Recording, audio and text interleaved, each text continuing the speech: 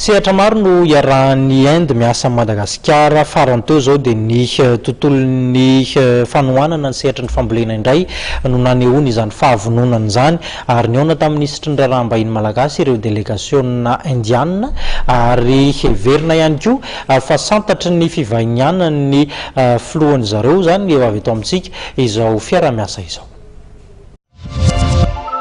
Ifanometanana amin'ny Madagasikara amin'ny fampiroboroboana ny fambolena i Inde, delegasionina mafonja indiana avy amin'ny Joint Agricultural Working Group na ny JOG no manarito amintsika noraisiny ny ministra ny raharaham-bahiny omaly teny amin'ny brofesante ny anosy tafiditra ihany koa amin'ny fanomanana ny fahadongavan'ny filohan'ny Inde izay anatanteraka fitsidiana amin'ny fomba ofisialy eto Madagasikara ny fionana teo amin'ny delegasionina indiana tarihan'ny dokotera Sehatra ary ny lehibe ny diplomasia malagasy. Ireto namana avy any Inde tonga ireto dia hijery indrindra amin'ilay fiaraha-miasa izay afaka hoentiny eo amin'ny sahan'ny fambolena sy ny fiompiana izay no atao hoe votoatin'le diany zareo manokana fa amin'ny ankapobeny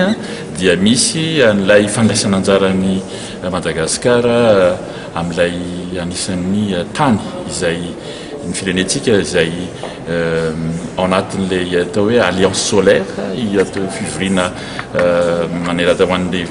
vondron'ireo firenena izay manoana an'izay alliance solaire izay izay atao any Inde amin'ny volana ambony voalohan'ny volana mars anisan'izany i Madagasikara dia manomana an'izay koa isika zany dia mampiseho ny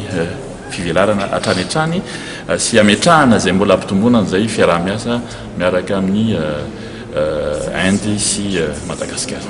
Arak'izany dia amin'ny volana marsa ho avy izao no tonga eto Madagasikara anatanteraka fitsidiana amin'ny fomba ofisialy ny filoha indiana Ramnath Kodina.